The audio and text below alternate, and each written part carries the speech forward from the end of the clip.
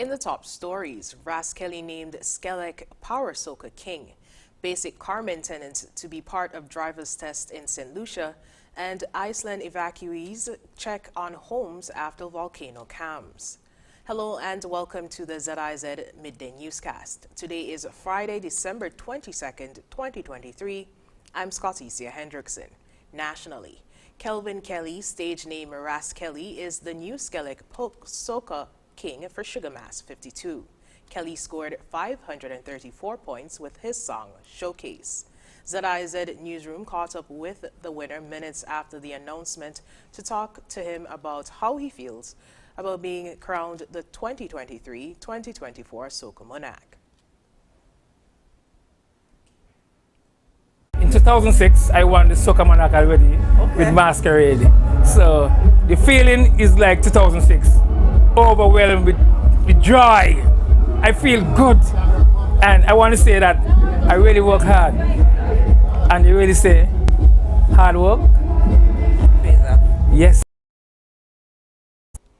Ras Kelly offered advice to artists who aspire to win the crown one day. To all those artists out there, I want to tell you all, right? Never give up on your dreams. Turn your dream into reality. Don't let nobody stop you. And always aim for the top. Never settle for nothing but being the best. To all youths out there who want to be a musician, coming from Ras Kelly, and I say, everybody know, if I can do it, so can you. First runner-up went to Bijan Basu, stage name Mr. Hype, who amassed 521 points with his song Pot Spoon. Mr. Hype also won the Skelec Award for Best Inclusion of Skelec. Franklin Percival, stage name T-Bone, placed second runner-up with 512 points with his song Pirates. Held at the Warner Park Cricket Stadium, the Skelec Power Soca Monarch Finals saw 12 soca artists backed by the Bacchanalist crew hitting one stage, along with performances by some of our popular DJs and bands.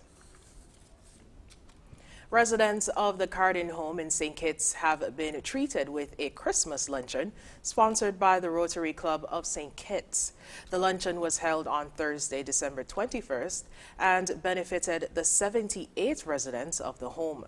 President of the Rotary Club of St. Kitts, Charles Morton, says the group is pleased to be spreading the joy of Christmas this year. And every year the Rotary Club of St. Kitts, we come to provide lunch and to fellowship, to sing carols and to bring a general Christmas cheer to the residents of the Cardin home. It is indeed a pleasure for us to always come because it brings a joy not only to them but in our own hearts, because here it is an opportunity for us as members of the Rotary Club to bring cheer, to bring goodwill. And this year, in the year of bringing hope in the world, it gives us the opportunity to provide that hope to all the residents here in the Cardin home. Thank you. Jamila Christopher is the supervisor of the Cardin home and expressed her appreciation for the luncheon. Good afternoon. On behalf of the Cardin home family, we are grateful and we express our thank you for the generous donation of the luncheon. It's an annual event and the residents look forward to it annually actually. The Baster High School Interact Club was invited to join the Rotary Club of St. Kitts to assist with the luncheon. The Martin twins will be paired with guest host of the Haynes Smith Miss Caribbean Talented Teen Pageant when the show gets underway just over a week from now. More in this report. Living up to the tradition of the prestigious pageant, the Haynes Smith Miss Caribbean Talented Teen Pageant pair a local co-host with the guest host. This year, host comedian Fatman George from Grenada will co-host with identical twins Quinn and Yannick Martin from St. Kitts and Nevis. The Martin twins are accomplished Sagicor life insurance advisors who have developed a reputation for providing wise financial advice to the citizens and residents of St. Kitts and Nevis. Beyond their passion for fostering financial stability and health security, they work as acquisition agents for dCash, the Eastern Caribbean Central Bank's digital payment platform. This dynamic duo is also known for their songwriting and music production skills and have made noteworthy contributions to Carnival in St. Kitts and Nevis as performing artists in the past. They are holders of bachelor's degrees in the field of commercial music business obtained from the University of Westminster in London. 10 contestants will compete at the 2023 Haynes Smith Miss Caribbean Talented Teen Pageant, slated for December 30th, 2023 at the St. Kitts Marriott Resort, starting at 8 p.m. The Haynes Smith Miss Caribbean Talented Teen Pageant Committee would like to thank the major sponsors for supporting this year's event: Timothy Beach Resort, Open Interactive, First Federal Credit Union, and SL Horsewoods and Company Limited. Regionally, in St. Lucia starting next year, the practical driving exam will include a new component. To pass the test, student drivers must prove their understanding of the basics of vehicle maintenance, including checking and refilling essential fluids like oil and radiator coolant. Starting in January 2024, the examination unit of the Department of Transport will introduce a new component called Tell Me, Show Me to the practical driving exam. This component is meant to ensure that new drivers have a comprehensive understanding of various vehicle functions and can perform basic checks for safety and longevity.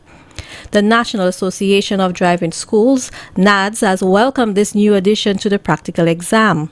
NADS PRO, Kinson Jean, anticipates that it will result in more knowledgeable and better equipped drivers. Students will be asked to tell the examiner how to do certain checks on the vehicle, for example, how to check the oil, how to check the brake fluid and things of that sort.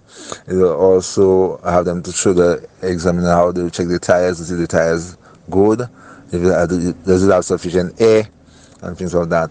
The show me aspect will be where the student will show the examiner how they do certain things. For example, how to put on the demister or how to put the headlights on dim, how to put the headlights on bright, on the wiper blades. While the Tell Me, Show Me component has been a long-standing part of the Driver and Vehicle Standards Agency criteria in other regions, it has not been incorporated into St. Lucia's practical driving exams until now. Jean highlighted the importance of this component in also preparing new drivers for diverse driving conditions. This was found necessary because many students did not drive in all weather conditions and at all times. So some students will find themselves only driving in the morning or probably midday. So you never learn how to use the headlights and stuff like that. So, and not all instructors teach all those things. So we found that it was necessary to implement that aspect of your practical driving. Hence, it will cause the instructors to teach those as well. Jean stressed that better vehicle maintenance and driver understanding could lead to fewer breakdowns and collisions, thereby reducing traffic congestion and improving road safety. For the DBS News World, I am Zane Romulus. Meanwhile, in Antigua and Barbuda, several dog owners are beneficiaries of an act of goodwill this Christmas. They are receiving gifts for their canines for the festive season. Brianna Anthony reports. Paws Antigua, in collaboration with benefactor Melissa Elliott Frank, spread Christmas cheer early Wednesday. 80 dog owners in the Bendels community and surrounding areas are benefiting from the distribution heading into the festive season. Well, today we're going to be distributing some dog food to the members of the Bendels community and the surrounding communities. This is an initiative that I decided to do.